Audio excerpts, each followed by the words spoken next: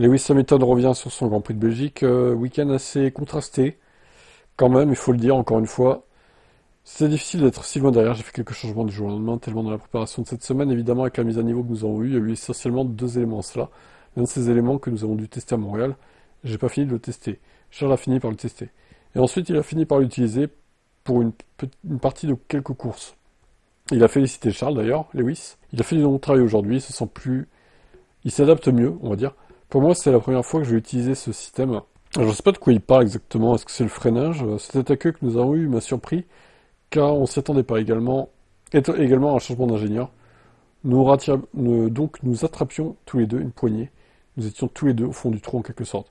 Je pense que nous avons fait un très bon travail pendant la nuit pour rectifier certains de ces problèmes et les modifier. La voiture était tellement meilleure après cela. Hamilton, pour sa part, a réalisé une course de récupération remontant la grille. Une belle remontée donc pour le pilote. On peut enchaîner avec un autre article du coup, mieux traduit.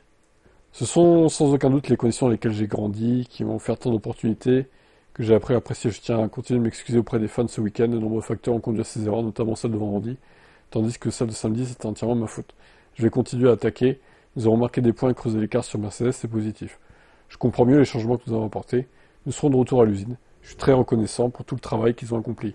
Je tiens vraiment à les remercier. Beaucoup de gens ont travaillé très dur et continuent à se surpasser tous les jours. Donc il appréhende mieux la suspension arrière. Alors, j'attends de voir quand même sur d'autres circuits parce que chaque fois on nous dit, il nous dit bon, je comprends mieux la voiture, machin. Au final, on se rend compte que sur certains autres types de pistes, bah il a encore des soucis quand même, Lewis. Donc il comprend la voiture, mais ça dépend des tracés et j'ai l'impression qu'il la comprend pas partout selon le type de piste. C'est ça qui m'inquiète, moi. Donc en Hongrie, on revient sur un circuit type un peu Monaco, très sinueux, très peu de vitesse de pointe. Alors est-ce que ça ira bien pour la Ferrari?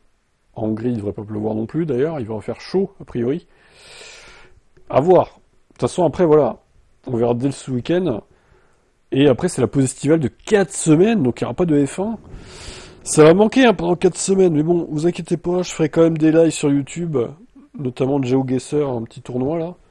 Au moins un live par semaine sur la chaîne YouTube, parce que c'est vrai que 4 semaines, sinon ça va faire un peu long. Voilà.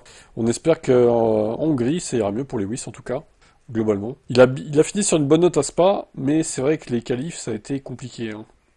Mais bon, je me dis que d'un côté, s'il n'avait pas fait cette bonne qualif, enfin cette mauvaise qualif plutôt, à Spa-Francorchamps, du coup, il n'aurait peut-être pas changé ses réglages. Et est-ce qu'il aurait fait mieux que septième au final? Oui, il aurait peut-être fini devant Albon, mais est-ce qu'il aurait fini devant Russell? C'est pas dit. En vrai, bon, avec des si, on peut tout refaire. Hein. Septième, en tout cas, voilà, ça fait des points importants au constructeur et pour lui aussi.